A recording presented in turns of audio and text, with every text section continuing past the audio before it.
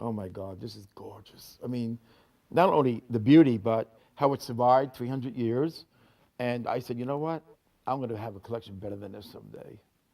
And I stuck to my guns and I believed in myself and I did it. And that he did to earn himself the title of being one of the top 100 collectors in America. You never get tired of the things you love if you really love them. And I think the fun part of it is when you know Sunday's coming, you go into the flea market and you never know what you're coming home with. And for 37 years, George Way began hunting down 16th and 17th century furniture, filling up every square inch of his one-bedroom apartment. I love coming home, sleeping in an Elizabethan bed every night, and having the king look at me, watch over me at night. I mean, it's wonderful. Today, George Way owns one of the finest collections of Dutch and English furniture, paintings, sculpture, and decorative objects in America. His finds includes over 75 chairs, 130 paintings, numerous chests, tables, and cabinets. And perhaps the most impressive discovery in his apartment is this magnificent 1580 Elizabethan canopy bed, sporting Your Highness's coat of arms. It's nice because it shows the nice bulbous carved bedpost that you would find on an Elizabethan table or a cupboard or a chair at that time. It's very massive, as you know. It's made out of oak, which is English native wood. His love for antiques doesn't stop at just collecting. George Way also lives for sharing his finds, especially for a couple who couldn't afford to check out the real museums in London for a second honeymoon. I said, well, how about my apartment? So they spent the weekend in my apartment celebrating their 21st wedding anniversary. And made me feel really good. So good, the couple then realized they never had to leave the United States to see such an extensive collection. A collection that is now one of the largest outside the UK. You go into castles in England, and half of them don't have what I have.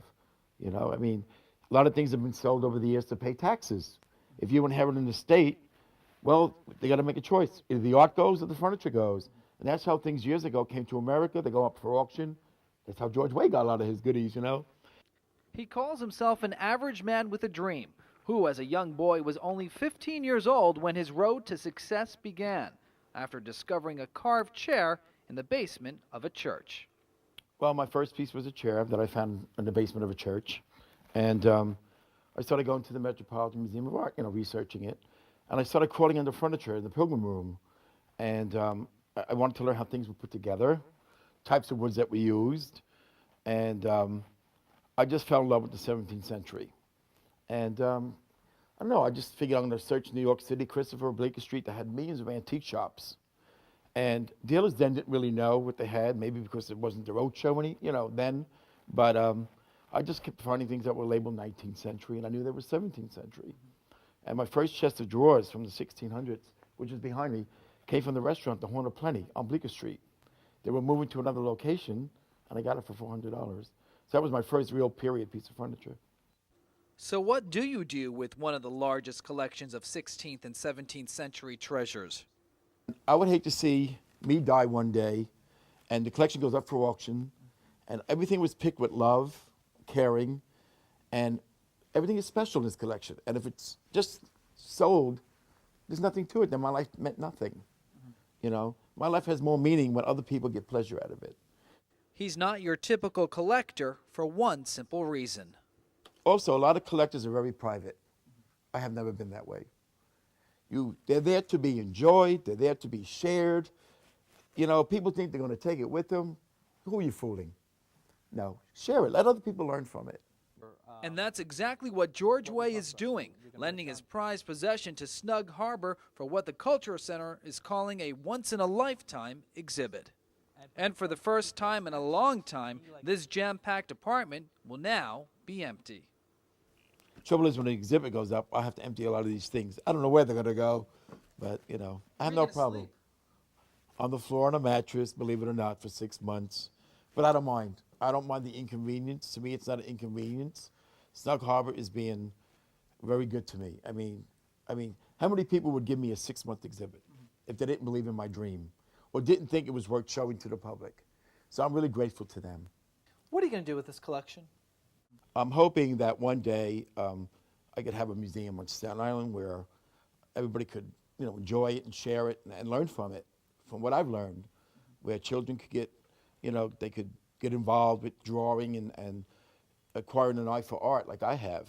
But like I said, with anybody who collects, it's got to come from the heart. To be that good, you really got to love it, and this is my baby, man. Now, what was once in a one-bedroom bachelor's pad will be spread out in 5 different rooms, with one section devoted to George's favorite pieces. What was your best find? Everything. Everything. I got hundreds of things. It's hard to say. It could be the bed, it could be the bust. It's hard to say.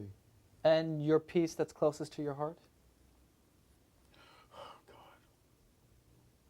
I think my Elizabethan cupboard. That's going to be in the same room as the bed. Why so? Well, number one, it's not only because it's in mint condition and it's carved absolutely gorgeous and it's got the great patination of hundreds of years of polishing, but it was really given to me as a gift from a dealer who passed away. When I worked at Christie's, I used to help him a lot, and I bought it from him, and he never charged me for it. So that was a gift, but it's not only because it came from him, but it's such a great piece of furniture that it just talks to you.